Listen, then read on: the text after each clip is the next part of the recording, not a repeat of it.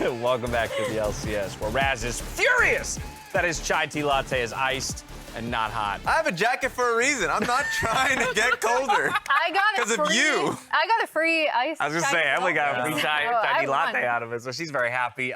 We turn our attention to the 5th game of the day. Not the last game of the day, as we've got that one extra at the end, but it's FlyQuest stepping back on stage after taking a loss here just now against Evil Geniuses and challenging Immortals to try and find their footing and bounce back. But who is that, Jat? It's Arrow. Oh, he's back. He's back.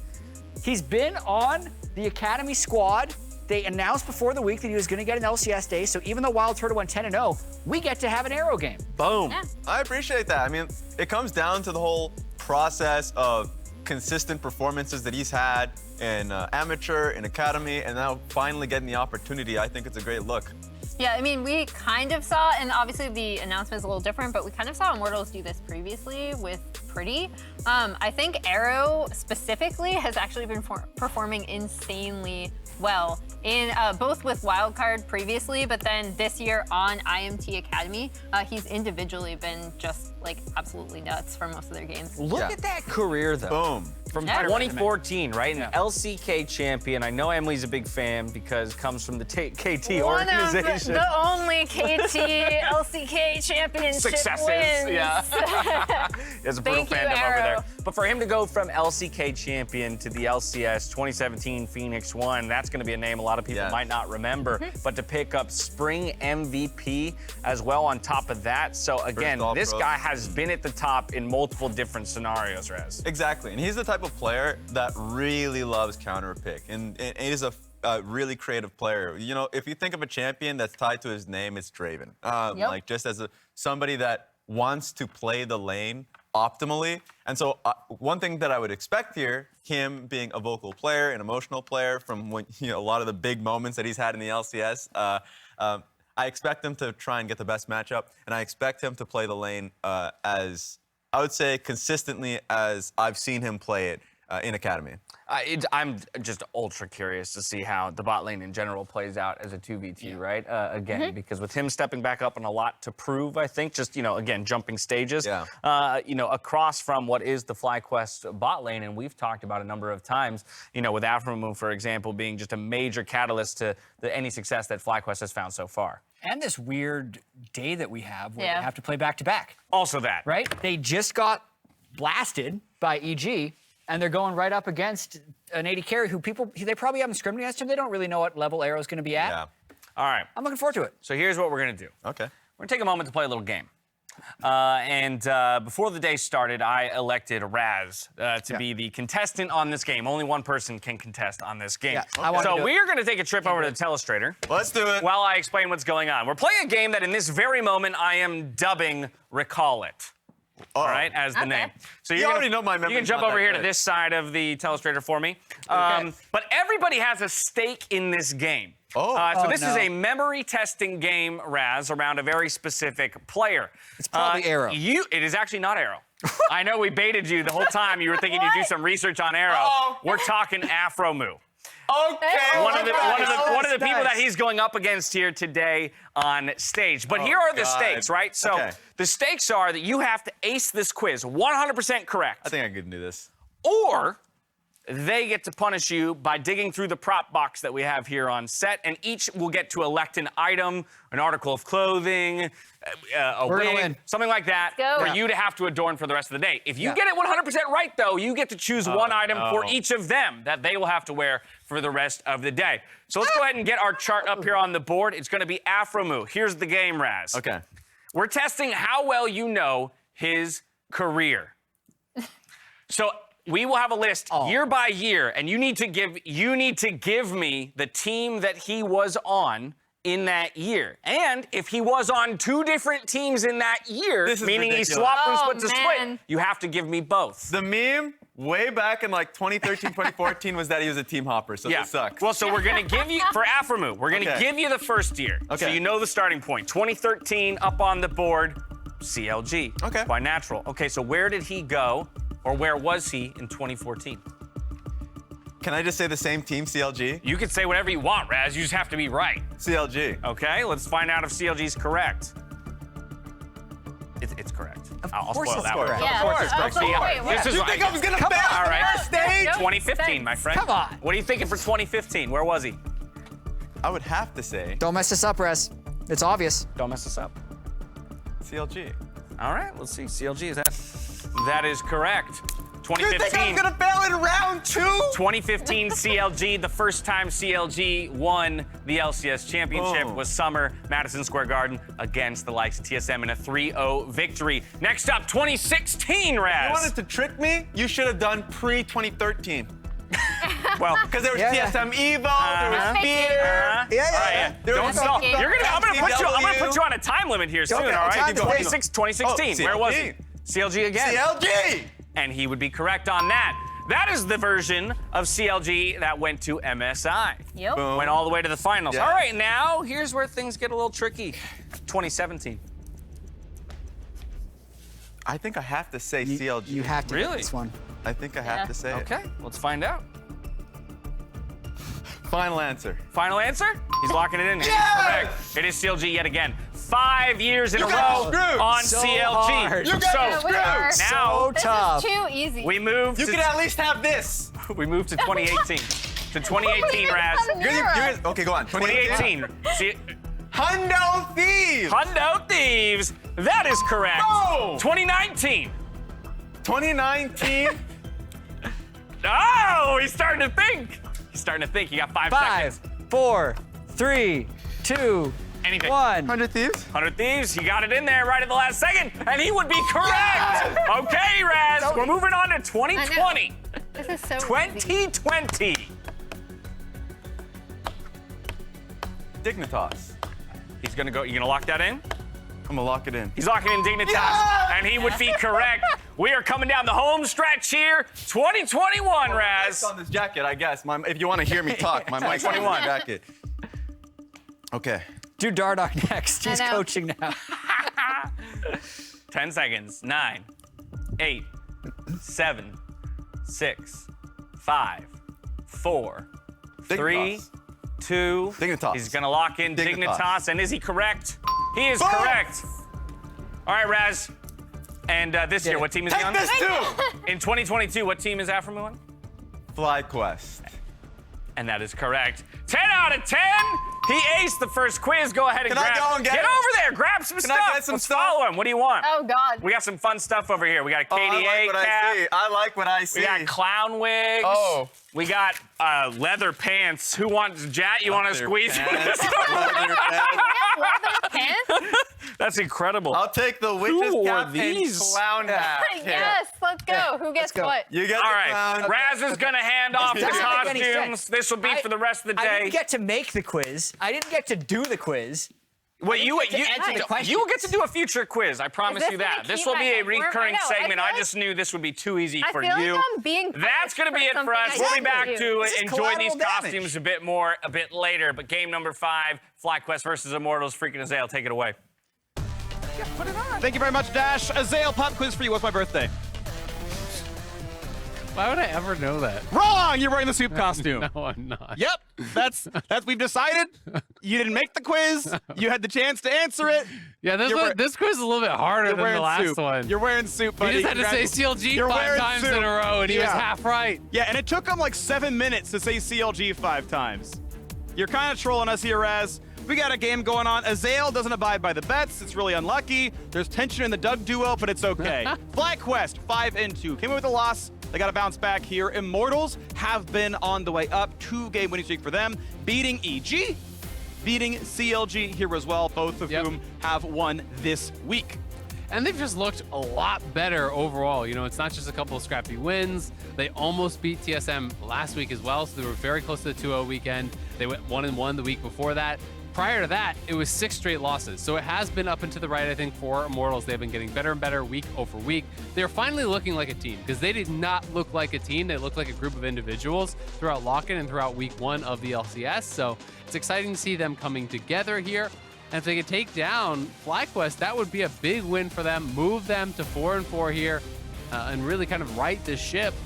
But it is interesting to see that, you know, even with things going a lot better, they're still making this potential swap for Arrow. You know, my understanding is that they're going to try Arrow, they're going to try Turtle, whichever goes better. That will be the person who plays at the last game of the week. Yeah. Which is pretty cool. So, you know, Arrow, some pressure on him for sure. If you're trying to make it back and be a consistent LCS player, you have got to perform in this game.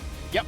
And the thing is, looking at his history in Academy, 26 games, he's just like a Jinx Aphelios 2-trick, right? Across 26 games, 22 on Jinx Aphelios, 11 apiece. The Jinx has gone far better than the Aphelios, even though both were up. FlyQuest go, Jinx is more important. We're going to lock the one in for Johnsun, put Arrow on a champion he has not performed as well upon. And it may be a rough look. We'll see what comes through to this one. Volibear locked in as well for some early game jungle pressure. I do think this is one champion who is a bit underpicked. I think he is very, very good. I know we used to see a lot of the Lee Sin Xin Zhao, but I think Volibear really works well to get stuff going early game. Yeah, I agree. Especially I think if you have other, you know, strong lanes that can kind of follow up or set up. If you have a stun in the lane like a Leona or whatever, something like that, you can really, I think, play aggressively through those lanes with the follow-up CC. You know, guarantee that your E's gonna land, guarantee that you can catch up, land your Q stun. Has a lot of early power in these skirmishes through early mid game. Very, very strong. Good at taking objectives. And it is going to be not quite parity, so I'm expecting some jungle bans coming out here from IMT, you know, to throw Jose's way. We did just see him play Viego. There's a lot of options up, so the other option is to just like not ban any of them if you're not really concerned, but they are going to ban Lee Sin. Because my problem with it is, like, unless you think he's just way better at these champs specifically, you can ban Lee Sin and Xin, and there's still Viego. There's still a lot of really popular meta champs. Udyr's unbanned that is very popular. So it's tough to really trim the pool enough that it feels like you make a dent. So I wonder if you wouldn't be better served just throwing a couple of bans towards toucouille and then picking as your fourth pick mid, and then saving top lane counter pick for last, and then just kind of like really trimming the pool in mid lane to try to push toucouille down. But the way they're going at it, it's going to be double jungle bans. Lee Sin at the table, Udyr as a more farm-focused one, with Hecarim gone as well. You are getting rid of pretty much all the meta farm junglers. Like, we have seen Karthus and whatnot, but the ones people play really is like the Hecarim and the Udyr are the ones who like kind of get ahead just on clearing. Zilean, the hover right now, I mean, definitely a very strong champion. Talking to PoE and their coach Invert, they're big fans of this champion. I think he's very, very good. I think he's incredibly good, and it is a flex, mid or support, right? We're seeing it actually more in support elsewhere in the world. In the LCS, it has been mid. Everywhere else, it has been support. Yeah. Not gonna get locked in just yet, though. Hovering the okay, so he's gonna be swapping over to the Camille. And of course, they do have Tahm Kench, so we are kind of assuming that is the support in this case. But Revenge going aggressive again, you know, has been really kind of what he has been playing, is these aggressive like picks. He wants to fight, he wants to be able to play through side lane, wants to be able to create advantages in lane. It is really good setup for the Volibear, so I do think that's a nice kind of 1-2 combo there. You especially post 6 have the lockdown with the ultimatum. Volibear can come in over the top. You can look for dives very effectively, turn off the towers with the Volibear ult. It's going to be Trundle as the response here. You can get pretty good value with the ultimate on both Volley and Tahm Kench, honestly, so don't mind it as a pick whatsoever. And when Volley is actually playing aggressively into a Trundle, Pillar is just so effective at denying this champion. Unless he's willing to actually ult over the Pillar and really go aggressive in, you just shut down the Q completely by just pillaring him out. Which will it be? Syndra or Shyvana? Who knows? Wow. I thought it was really either way with this one. Syndra going to be the blind pick mid lane. Lock in here. Now, we have seen Tahm Kench mid a little bit last year, not expecting it here in any way, but did see a bit from, for example, Blaze All of you did pretty well on it. So, mid lane counter pick will go to PowerOfEvil. What's going to play into Syndra? Probably just Orianna or something really standard. I mean, you know, he's almost always kind of defaulting to those comfort picks. This is the first time we've seen toucouille actually play Syndra this year. Orianna does get locked in. It has been the go-to for PoE, so it's not like it was really a shot in the dark there. He's been going towards it more and more. In the early weeks, he actually wasn't playing Orianna, but his last 2 or 3 games has just been Orianna, and we'll see how he's going to be able to do into this matchup against toucouille, who, you know, this is kind of the player that most people were comparing toucouille with. You know, it is actually PoE. People are saying, you know, yeah, he's as good as this guy on control mages, and they are going to be able to have this matchup here. One of the most played for toucouille throughout his career is the Syndra. It's actually his second most played, 58% win rate, 17 games. So both these people playing comfort, and I'm excited to see them kind of do battle because I do think they're two of our premier control mage players in the league. Absolutely, and it's going to be fun to watch this one played out. Certainly, Syndra versus Orianna has been, to say it in a certain way, played out. It's a really common matchup in the mid lane. Both these teams could end their week at 5-4. Obviously, we had FlyQuest coming in at 5-1, high hopes, but we knew this was going to be a tough week for them. Most of their tough opponents were going to be during this week. Immortals had the kind of the opposite situation where they played the top of the table early on, and they got away with a couple of good wins, right? I think 100 Thieves was their first win of the season, which was really well done to them, but a bunch of teams that people had lower expectations of and said, okay, well, now's the time to shine. Now's the time to end the first round robin with a positive win rate, and at that point, you control your destiny, right? You for sure have ownership of making playoffs. You have ownership of then going deep and making that play at that point. So this is kind of the day that Immortals get to show up and say, hey, look, we just saw FlyQuest battered and bruised. We can go on to win number 4. We can go on to win number 5 tomorrow. Like, this is the time to shine for Immortals, and not that 2-game winning streak. Like, the sky is becoming the limit for them right now. Yeah, and with a lot of the teams, I think that were somewhat expected to have really stronger starts than they did. TSM has fallen down a lot. People had them, kind of projected as a top 5 team. EG has had some struggles, though they did just come off an amazing game. It does kind of open the door for a team like Immortals if they start continuing on this trend, continuing to pick up wins to be, a top 4, top 5 team potentially. The door is open. I will say, I at least called Immortals in playoffs. I called Immortals top 6 on the dive, and TSM actually one of the teams to get out of it. I was a bit under on C9. They did better than I thought. But Immortals, a team that I had faith in. And I'm glad to see them doing well. Just, I'm just a big underdog fan in general. So, obviously casting NA at Worlds, big underdog fan. But high hopes for Immortals. I'm a big Xerxe fan specifically as well. And glad to see them finally turn to the corner here. Because, Lock-in was rough, 0-4, bad start. Bunch of losses in a row to start the regular season as well. But they can make that 5-4 run for the first round robin. We'll see that finalized tomorrow, of course. And PoE is on comfort, right? It is Immortals kind of locking in their play style. It's like, it's not flashy, it's not spicy, but PoE is on Orianna again. And hey, if that works for you and you win games, great. Absolutely, and that's how he's made his career, right? He really hasn't been a player to be super flexible. He's almost always going to control mages, pretty much regardless of the meta. Every once in a while, he mixes it up and tries something new, but almost always he is going back to control mages. He has been very good for so many years on them. Is going to be playing Phase Rush, which is pretty much always what you want to go against Trundle. It just answers the slow from the pillar very effectively. I will say I'm a little bit surprised that Johnsun is actually going cleanse here against Aphelios TK lane. Yes, you can actually cleanse maybe a hookshot stun or a volley stun or potentially a root, but I just think you would have normally gone heal in this case. It just doesn't feel like there's enough of a consistent Thresh of that CC that it's going to outweigh what you get from heal.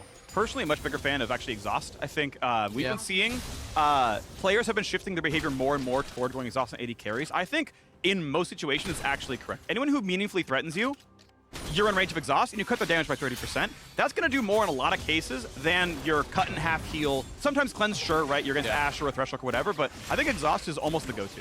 It's interesting because you're saying people are going to it more. I would say in the early weeks, and especially in lock-in people were, but I feel like mostly marksmen have kind of abandoned it. They've gone back towards cleanse and heal, it feels like. So it is interesting, but I do agree. It's a nice little chomper flay combo. Yo, he's so good! It's already gonna be flashed down for Arrow. All summoners gone! Afro, man, that does not miss, but now in the top side, Xerxe's here, flash stun, hook shot gonna land. That's gotta be enough damage! First blood in the top lane! Powerful combo there. Volibear plus the Camille. They land the stuns, able to get in, take down Kumo, and he loses his flash. That really hurts here. The Ignite is going to be up way before your flash is up, so they can just look to repeat on that timer. toucouille shoving in here mid. Jose is looking to set up. His PowerOfEvil is getting pretty low on health and mana. Flashless Volibear, of course, can be a target. We know mana is a bit low, but with a Biscuit and a potion stack, toucouille could show up just in time, help with the play. They're still going to fight over these Raptors, and Xerxe knows, you're not really showing up. Looks like, recall's coming through, fair enough. The wave kind of cut out, so all right, fights for the camps at the very least. Obviously, the first blood feels good, and Afro's here. Afro hasn't missed a hook all game as far as I'm concerned. First stun, second stun. Thank you for the flay. A lantern for good measure. The pillar is in. And oh my word, everyone on FlyQuest just pitching in. 2 kills on the board, 1 answered, but worth it for FlyQuest. Oh man, he don't miss. aphromoo making it happen in bot lane, roaming up towards that mid lane, and toucouille sets him up perfectly there with the scatter. Chains it into the hook. It seemed like Jose wasn't expecting it to actually happen because he was backing off, and then Aphro pulls him in with the lantern. They get a kill there, and that is rough stuff for PoE because that's TPing right back into a death, and that means he loses that experience. It's kind of bailed out a little bit because he got the kill on that return kill, and the kill on the other side went to Aphro, so not as bad as it could have been. But look at this fat wave that's actually pushing over to toucouille, and he's already up in farm.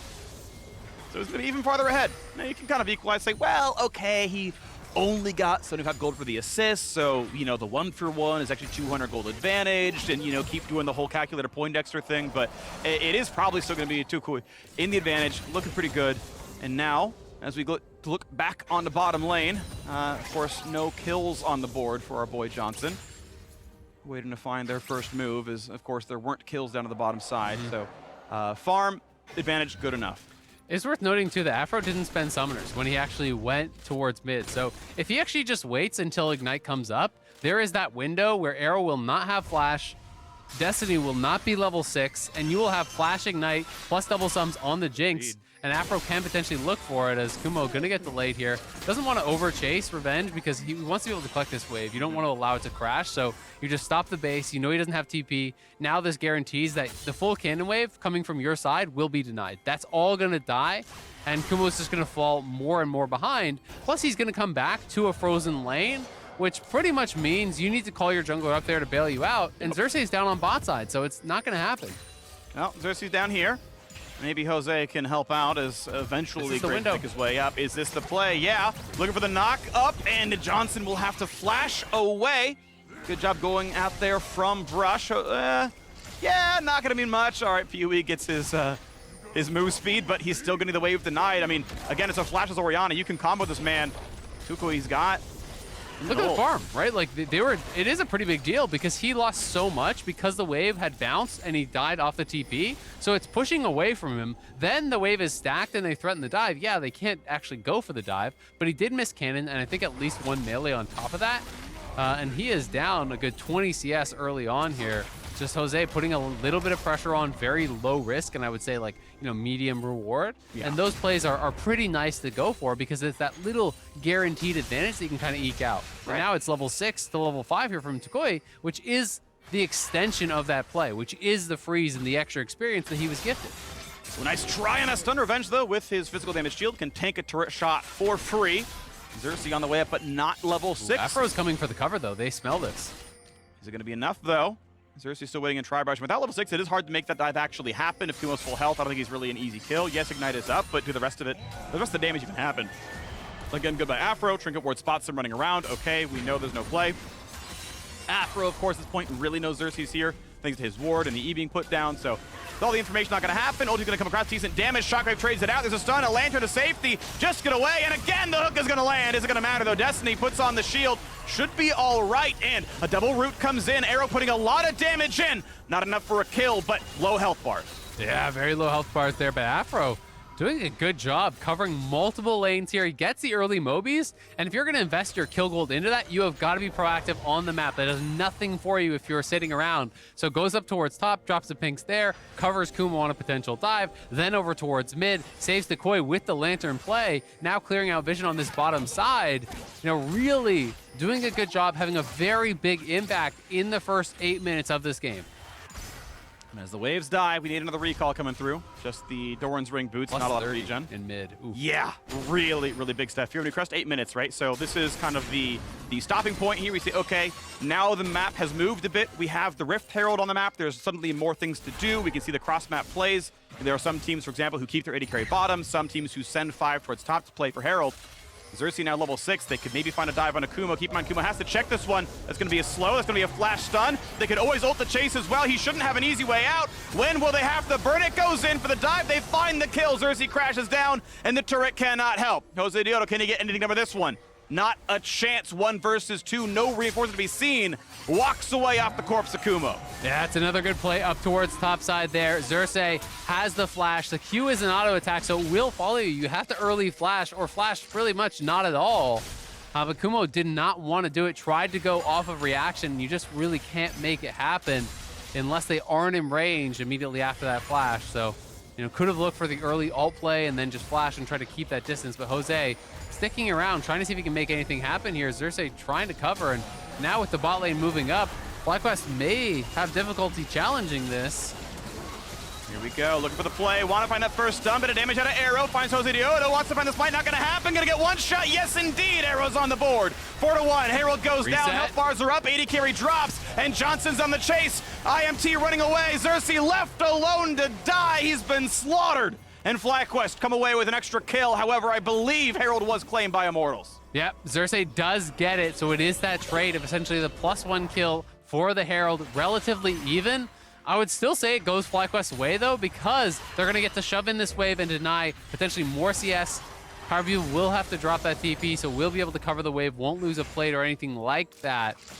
But FlyQuest staying aggressive. Kumo's going to have a tough time, but the rest of the map is looking really, really good. They're ahead mid, they're ahead bot. Trundle is fine. He's just chilling, farming, and he's going to be relevant. The real question is, can Revenge get enough out of the emphasis they put towards top lane?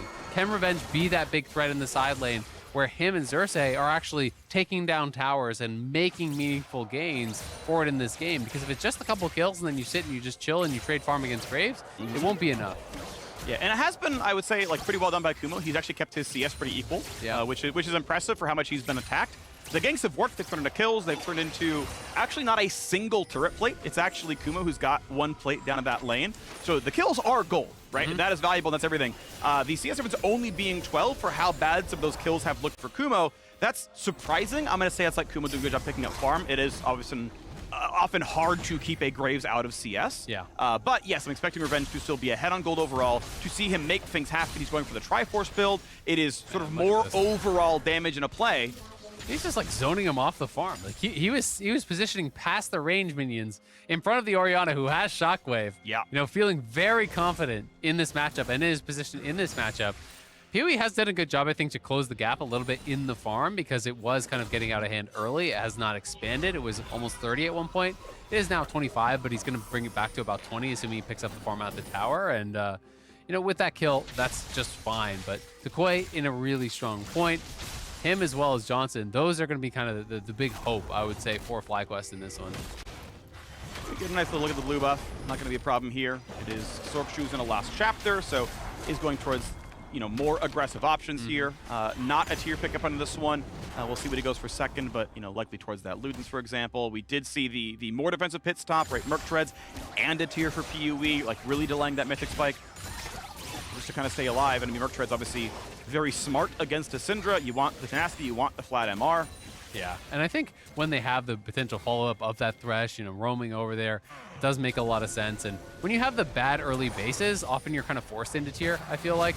Because if you can't get a last chapter completion, you need some sort of mana regen to be able to get you through lane. Tier is often a good option there. Immortals the ones, though, despite the losing bot, the losing mid, to actually take the first dragon, because FlyQuest hasn't really been paying any attention towards it. It's very similar to the EG game, where it is a late first dragon. Cloud just not seeming like high priority for either team, but we'll see if the subsequent ones are going to be challenged at all. It is interesting because, okay, you might not like the individual Cloud Drake itself, and I believe it is probably the weaker dragon of the individual dragons themselves. But you're only getting one, and you're moving towards Soul. I don't think any of the dragon buffs themselves are that meaningful. I can't think of one where I'm like, oh man, it really changes the calculus. The non-Soul dragons have been nerfed so much over the seasons that no matter what it is, it's just there to get you towards Soul. Whatever, we got another fight in the top side. Of course, again, Triforce means some decent damage. Gets away from the ulti. Kumo now locked in place. Does Revenge have the damage? Not quite! 100 health left on him. Couldn't get the kill. Trades ult for ult. Ignite down as well. Yeah, that was really close. Kumo, he's got some confidence to hold on to the stopwatch there. That was really, really low health that he was getting to, but had the read that no more damage was coming through. He'll just TP back towards topside now. And with Ignite down, with ult down on Revenge, he is a little bit more safe for now. Immortals do get the crash mid. Plates are going to fall soon, so they just decide to drop that, get the 2 plates for themselves. PoE, a little bit more gold in his pockets as Johnsun will collect a plate on bot side, and Aphro, I think, intelligently gifting over the solo gold to Johnsun. He's going to get a lot more out of it. Plus, it allows him to position defensively and really stay safe in case someone comes in with that lantern. Game remains close, though. Farm fitted back and forth mid lane. 600 gold difference. Bot lane only 500. Aphro, of course, still ahead thanks to the kill he secured from, I believe, targeting mid lane all that while ago. Josedeodo. Pillar doesn't actually spot what he wants to know. That's going to be a huge CC chain, and he tries to kill the ward, but it's invulnerable during the teleport, I do believe, and that means Revenge here to say hello. Easy kill onto Jose. 3 minutes till the next dragon. It's not going to be much for objectives, but it's still a gold injection. It's a good pick for Immortals. I'm just surprised that Revenge actually TP'd for that because, you know, maybe he thought there was going to be a big fight breaking out, so he does TP in, but there's something to play for on bot side, right? So you TP down, Graves is going to get the shove on top, and that's a Hullbreaker Graves. He doesn't have the confidence to actually walk up to the tower to get some damage down, but at the very least, it relieves a little bit of pressure up there. He's catching up in farm, and it means your TP advantage is gone on that top side. You see, yep, gold, gold, more gold. Side boop, bottom scoreboard. Cash money, still a very close game. Plus money, plus Dragon Immortals winning via the scoreboard. Scaling, I think, I very slightly actually favor Orianna and Aphelios here, so I am kind of a fan of the Immortals team comp right now. I like Trundle a lot, though, I will say. I do think Trundle's a pretty big X factor in these fights. Yeah. If it does just end up being like, you're a mage and carry, hit their mage and carry, well, Trundle helps a lot there. He does, but we got a flash slow into an ulti. Aphromoo flashes this point, doesn't have a way out. Arrow claims his 3rd kill of the game. Definitely online here on the Aphelios, looking good as Immortals can keep walking forward. Now Johnsun, that's going to be you walking through complete unsafety. Gale forces backwards, but Volibear is angry. Trundle tries. Trundle does not succeed. I think that was weird. Was that an ult over the wall? That was a flash with a weird spectator bug. Back to safety. Thank you, Destiny. 7-3. Yeah, Johnsun not able to get out. I think he would have actually died to just the burn of the challenging smite or red buff or whatever that was because he was so low.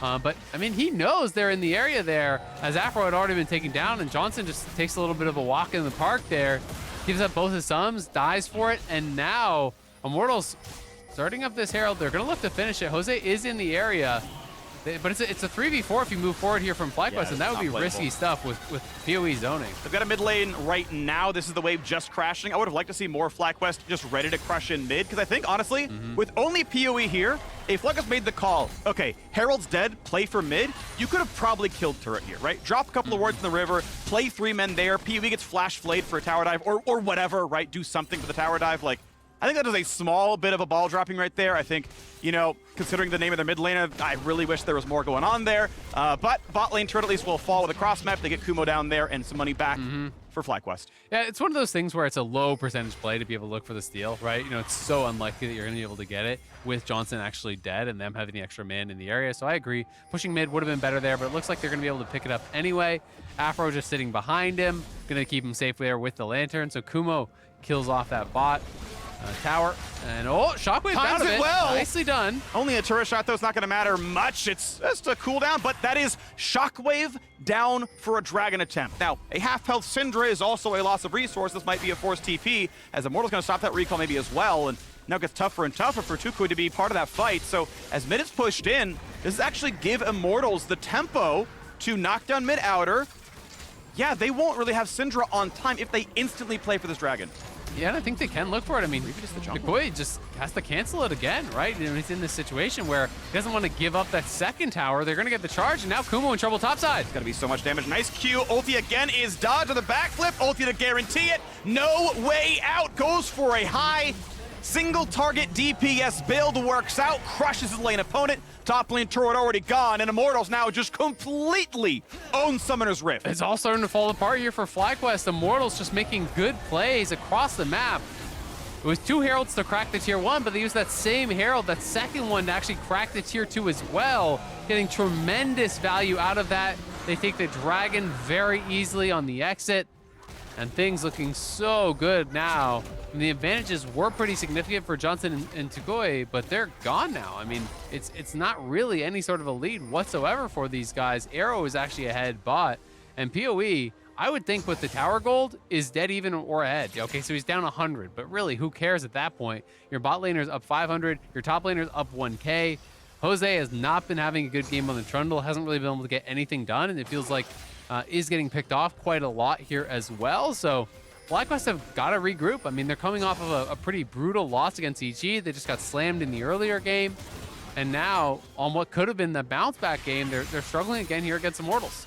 And looking to, maybe even fall to 5-4. Immortals want to rise to that by Sunday as we get the push forward again. Revenge obviously feels very comfy here against Kumo. The question is, how good is his vision? Nice back step as Kumo actually makes him tank a turret shot, but there's no reinforcements. Shouldn't be much of a kill. Xerxe running back to his side of the map as aphromoo played it pretty aggressive. Mid lane turret still not yet dead, and honestly, yeah, Johnsun can't put more than one auto in, so here comes the next play. 2.6K in the lead. They want the chase. They find a slow. Is it the rest that they want? Xerxe still hunting for Johnsun. Flash stun's going to land. The damage comes through for Arrow as well, and they're going to get that kill. Xerxe on the board again, 9-3. Afro knows that he is dead. Slaughtered once again. Immortals just crushing this game. It's a great TP flank there from Revenge to get so much. They're heading to Baron, potentially just going to try to do it here on spawn. Just now does it actually spawn here as the clock crests 20 minutes. They're at the very least going to threaten it, but they're straight up starting it here. They have Destiny and Revenge actually zoning, and they've got red-white on Arrow, so they have more than enough damage to actually do this. Jose. He has Flash. Great pillar. That was really, really good to interrupt Revenge here. 6K now on the Baron. Arrow stuck inside the pit. He will lose a lot of health to Baron here. This makes the fight a little bit harder as the rest of the team can try to join in. First one's going to land. toucouille, got to be careful. It's going to land. Backflip nearly kills. They find the kill. Well done to Revenge. Eaten up, spit back out. How about the next kill? Josedeodo on the run. It's a blast plan away for Kumo. Can they get away? Good pillar buys some time. Distance gets some move speed, and Kumo not going to get away. Revenge should find this kill. A blast plant buys a few more seconds, but I can't believe Kumo lives through this. He goes for the wave. He goes to earn some gold. Revenge here for a little bit more. Another shield for the assist, and they're going to find yet another one. Immortals get kill after kill after kill. 12-3, and they are crushing FlyQuest. Yeah, FlyQuest are able to stop the Baron, but they lose so much for it. Both of their solo laners going down. The TP, the flash off of Kumo as well.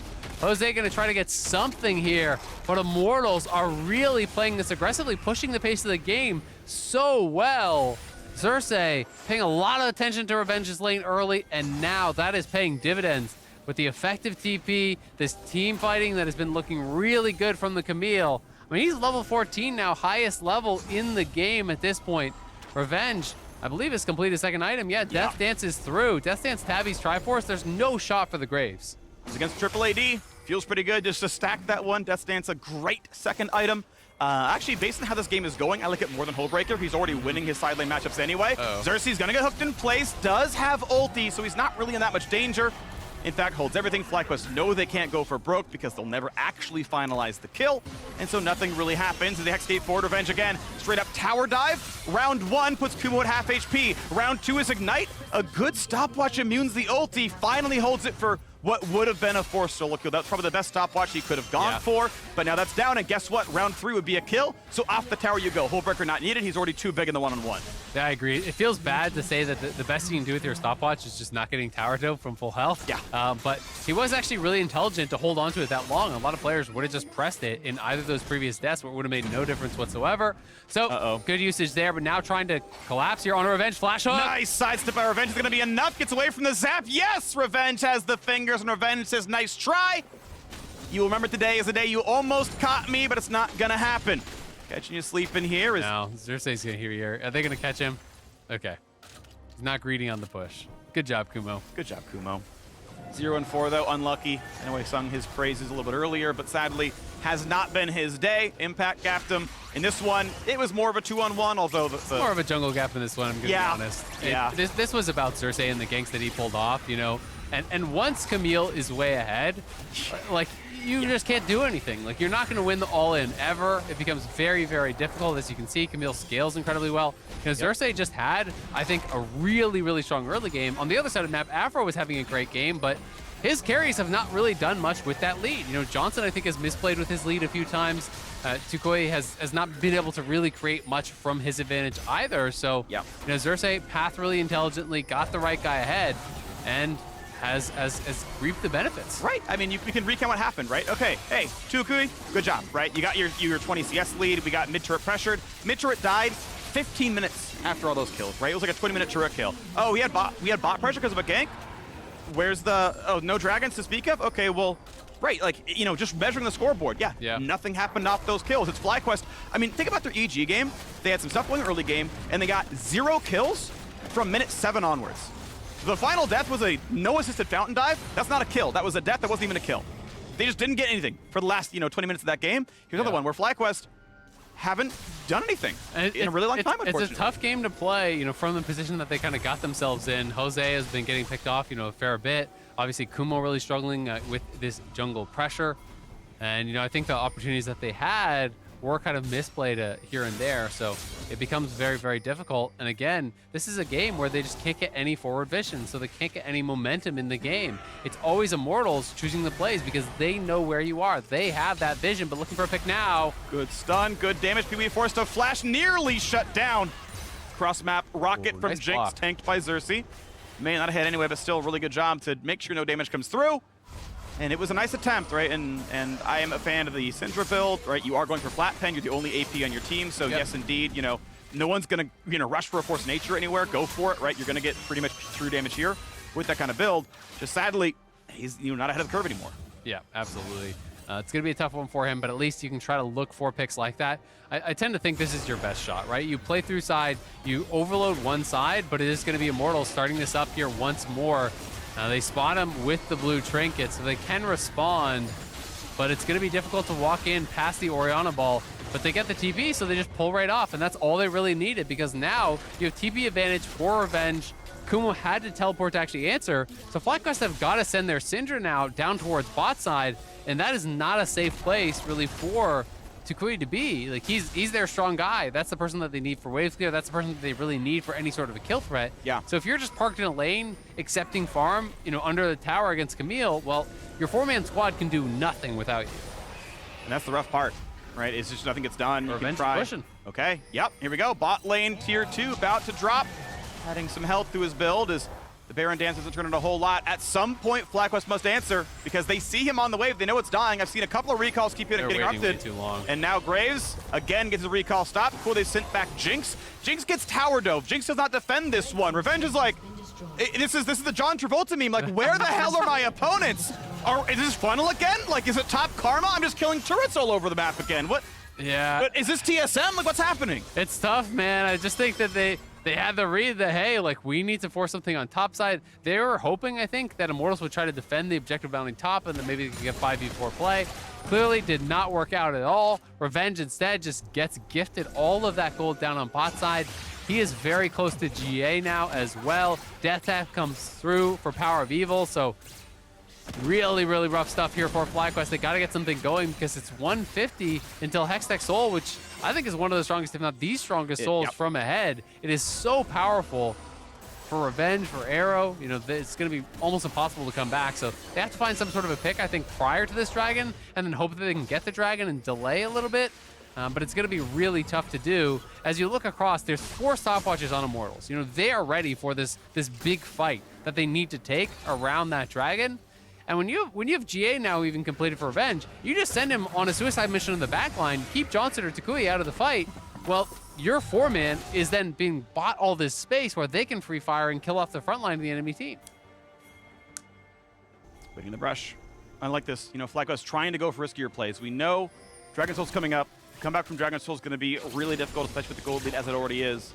So can you set up around the map? And it's smart. They're not going over the scuttle vision. The brush camp in the bot side cat one's not going to work, sure, whatever. But we've got deep wards looking for the pick. Can we get a hook and a Jinx combo into, Trundle to make them actually a malleable target? And they're going to TP now in the Syndra. 45 seconds on this dragon. And right now, the bottom river belongs to FlyQuest. The threat of the burst damage is there. A couple of wards see what's going on. They know where everyone's going. PoE goes for the control ward. Jose can head to the front side. We'll see if toucouille plus toucouille can make something happen. As in the brush is Destiny. Hook is going to land. Not an easy target. They will chunk him to half. And he can't even get the shield off. That is so huge to find one on the board. Dragon Soul could be stopped. Baron the same. I mean, they're still back on Baron. Does FlyQuest even realize? FlyQuest thinks they stopped But if no one shows, do they even have vision on this? They're realizing now that they could be on it. It might just go down before they get there. Wish they had vision. Baron dies, and FlyQuest just thought they were gonna leave. Baron's gonna drop. Mid-tier 2 will be answered. Dragon should be answered as well. They get something back for it, but Man, Immortals just said, go ahead and have them. credit to Immortals, though. That's actually such a smart call. They recognize FlyQuest assumes that they are going to go on the reset there. They know they have no vision because they had it swept. They had pinks down, so they just go right back on it. They don't need Tahm Kench to burst down the Baron. They finish that off. They get it for themselves. FlyQuest will grab a couple of objective bounties, and they do take a dragon, so they prevent Soul. But Revenge pushing on top side with Baron, his split push is even more powerful now. And he's gonna have a lot of gold in his pockets with that tier 2 solo gold being grabbed for himself. He's level 17, 3 levels up on Kumo, on a champion that outscales in the 1v1. Kumo just has no shot. You know, his best chance is just try to hug the tower, wave clear, hope your team can get picks elsewhere, because they did show they can at least burst down the Tahm Kench. That is not the priority target, but it was something. And so you try to do it again. Void Staff nearly done for Syndra here. Hoping that's going to work out for him. It's good to see the name synergy with the champion pick, you know? He's got all the balls, gonna throw them at enemies, and hope it's gonna be enough. We wait to see. Revenge, GA, has hook shot, gonna get away from the 1v3. He's gonna be just fine because his team is pushing in top lane, 3 versus 2. Attempted stun, not gonna land here, so goodbye to the inhibitor turret. Destiny's back on the map. Ready to try again. Mid lane now being attacked, and Volibear ults to safety. He's gonna be fine for now. A flash to get away from the pillar. A nice stun comes in from toucouille, but not gonna be much more. Just a walk away. Gotta answer Revenge. It's the push and pull, man. They're playing it very well. Immortals has been really good in the split push when they've been playing it. They showcased some really good map play against TSM. Fortunately, they lost that game, but over these last couple games that they've been winning, they've showed really, really intelligent map play. They've been good about setting up vision. They have been good about the push and pull, about timing the crashing of the waves. So multiple waves are landing at the opponent's base at the same time, making it very difficult to defend.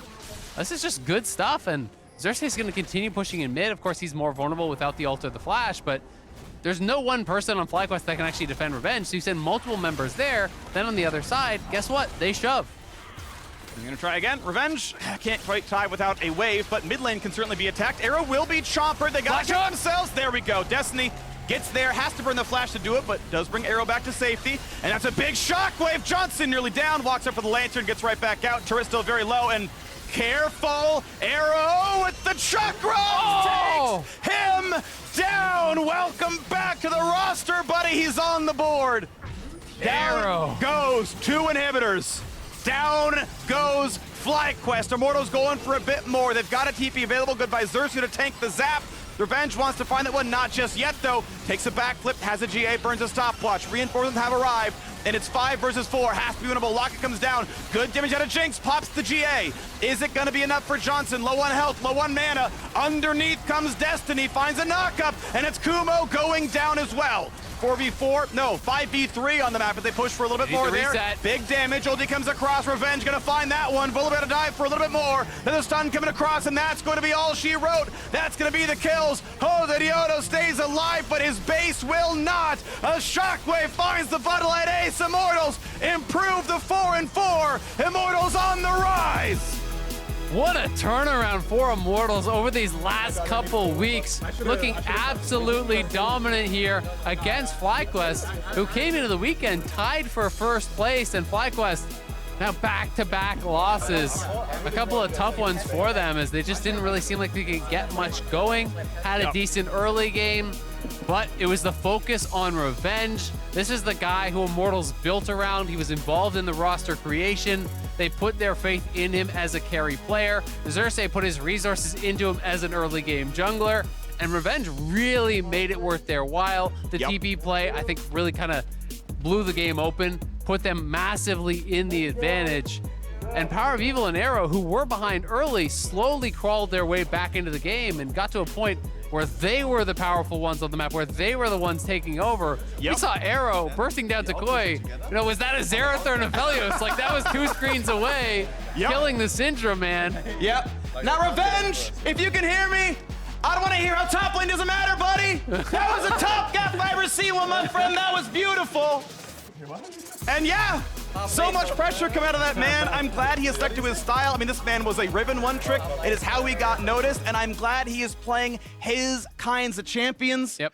And it's fun to watch, right? It does look so different when right, those kind of players are on their kind of champs because, I mean, he cracked the game open. Yes, he got help, but he got help, and that game was Camille runs the map. And I've got to give a lot of credit to the coaching staff. I think it's impressive when you see, you know, this type of cohesive play. Like, they were obviously good individual pieces, but they looked awful as a team in lock-in and in the first week of the LCS. Yeah. They look like such a good team now. Like, the ability to actually play the map, I can't overstate. I think they are playing some of the best cross-map play in the league, if not the best cross-map play. Yep. With how they're, you know, facilitating this push and pull through split push, you know, really enabling revenge while not getting caught on the other side, not playing so far back that when they do collapse on revenge, they can't get anything. Like, they are walking that fine line so damn well. And it's showing. It's showing in the results. They're picking up win after win after win. That's 3 straight now. Yeah. After starting 0-6. Like, this is a huge turnaround. They could actually 3-0 this weekend potentially and be top looking half. really, really good. Yeah, 3 in a row, 4 and 2 over the last 3 weeks, whatever you want to call it. Immortals are playing like a top-tier team. Well done to them. Now, Arrow returns with a strong performance, and now he'll be sharing his thoughts with LeTigress in our Verizon post-game interview. Thank you, Phreak. Welcoming Arrow back to the stage once again.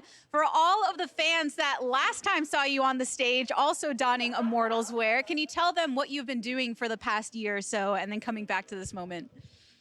It's very long story and complicated. And then, first of all, I was in middle of the green card process. So, but COVID happened. Something happened before, right before I was gonna get visa interview. But it canceled because embassy shut down the immigrant because of the COVID. That's one of the important thing. And then, meanwhile, I was in the Korea playing solo queue, practicing, and yeah, whatever. I'm having some free times. I should make some money for my, you know, I gotta order food, man. So. As I had some doing some coaching and streaming. Yeah, I was doing that one for like 2 years. And then luckily, I found the opportunity to get the green card like last year around-ish. And finally, we opened the immigration because the COVID was going down as well. Yeah, that's a story. Yeah, keeping that food in the tummy. I Yeah. like it. I didn't lose my belly because I work hard coaching, man. Yeah. You got to stay fed here so you can stay fed on the stage, right? Yeah. What was this week like for you, the decision made by Immortals, sharing time with Wild Turtle? Oh, what was it like? Or what was the process? Yeah, what was it when they came to you with this decision? What was your thoughts? You've been playing in Academy, coming back into LCS. What was your reaction? My reaction was, I mean, first of all, I was happy, but I wasn't sure I'm ready fully or not. And then I had also busy week for the academy games as well. And then because of that, we didn't have that much of a practice with the main team as well. So, but it's a given opportunity. If there's a shot, I should take a shot. You know, I gotta try it. Yeah. Yeah. So, yeah, sure. I have to do it. And now that you did get the opportunity to play, not getting as much practice though, how do you feel that it went? You feel good about it? I was not satisfied with my lane phase, but I don't know. My team was just played so good, so that's why game was felt easier. But definitely, I could have shown better than this performance.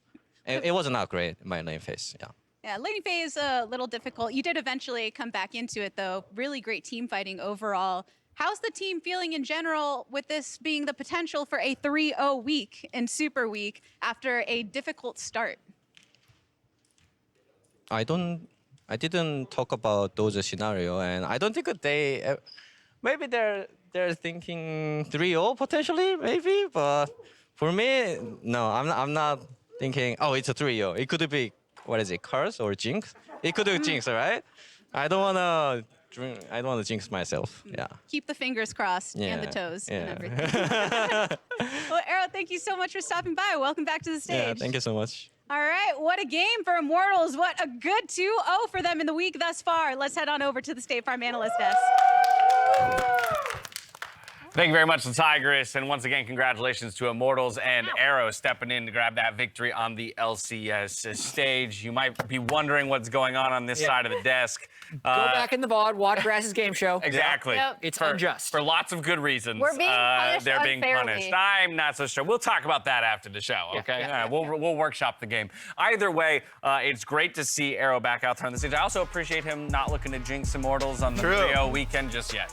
I also want to call out another person that Hai interviewed yesterday, Revenge. They already talked in the draft about how well Volibear and Camille are kind of like setting up for each other in tandem with these ganks. Once he was ahead, once again on the Camille, IMT is really good at leveraging his split pressure into spreading their opponents on the map. Yeah, I mean, he's just great when it comes to side lane champions. He mentioned it in that interview. I love the fact that you mentioned it, and it's like it's coming to fruition, and he's winning games off of it. The previous ones were just really sad because he was doing well, still losing. A lot of games, though, have just been around, like, Drake fights and stuff. I think this game was interesting because they got kills top lane for Revenge, and they also just, like, randomly found some picks. Hey, don't forget your hat. Don't forget your hat, back though. for it. So, Let it be known that lost a lot of I credibility. deliver on my bets. this was a sequence, actually. Check this out. So, in terms of when you're clearing vision, FlyQuest pretty much lost track of where the other team was, and they didn't stay connected. So this ward right here is pretty scary to clear. I think the reason he went for it is because he had Syndra fogging in River, but what I want to see happen is Thresh can just hover right here, because then if Trundle gets jumped on, they can just lantern him in. It's a pretty basic Thresh play when you're clearing that vision. Either the jungler and support connect,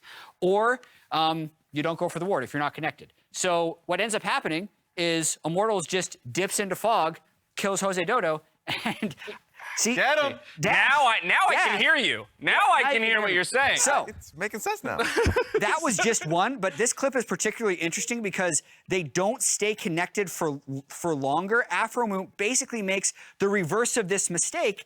As he was checking this, he is then also not connected with the Trundle for protection, and Syndra also can't reach. So again, when they're going to clear vision, they're doing it on unsafe timings. And I was with you till the very end there. Yeah. And then all of a sudden then things it just stopped didn't making make sense again. It doesn't fit because the size adjuster doesn't go any bigger than this. And my you're trying to head say I have is a too big head? large. You know, Jack, you are a talented man. The one-handed telestration with balancing the other hat on top. Yeah, I appreciate I would be that. more down for it. Guys, I have a big head. We get it. You're real smart. Oh, guys. One thing I do want to follow up, again, actually bridging something that Hai said when he did an entire Telestrator segment on Core JJ's fundamentals, to something we were talking about with EG in terms of, like, when you're going to clear a ward, you want your jungle support and, you know, sometimes your mid setting up these plays, clearing vision together, creating set plays on the map. When stuff like this is disjointed, it's small, but actually really impactful. Yeah, decides the game. Yeah, and it definitely sucks for FlyQuest going game after game. And when you have moments like these, the worst feeling is if not that you make a mistake, let's say Rift Herald or Dragon, doing something conceptual. It's the mistakes that you mentioned where it's like, it feels like a loss of focus. Yeah. Where you're just getting caught off repeatedly looking for vision at times. And so that blows to see from FlyQuest, and you know, hopefully they get to bounce back. But big praise to IMT and Arrow. Yeah, a little bit of wind knocked out of FlyQuest sales, let's say. But Immortals looking hot now in their super weak weekend. If they pick up one more, that's 3-0. Already on a 3-game winning streak if we include last week's game. Now, you have a final point? Sorry. Well, I was going to say, Immortals tweeted at us, and we put it in waiting room the other day, and all of us said, no, Immortals won't go 3-0, and now we're once again might look a little stupid. Might have to break that clown wig back out for all I know, three of you. right? All right, when we return, it's the battle of North American mid laners as Evil Geniuses and Golden Guardians clash on the Rift. We'll see you here. Ow.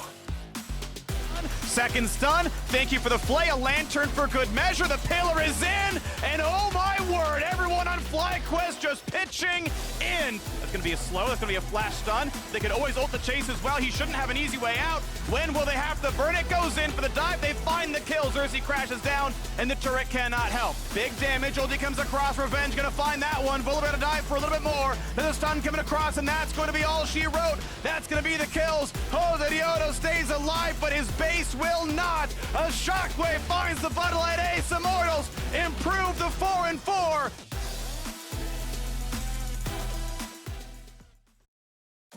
They give us love.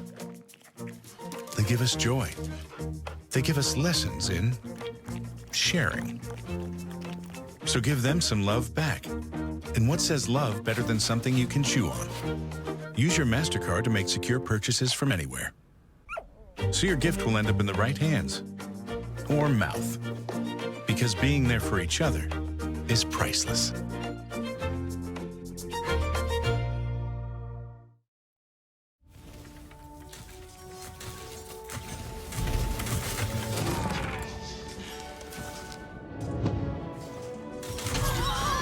Oh no! That was not even fair.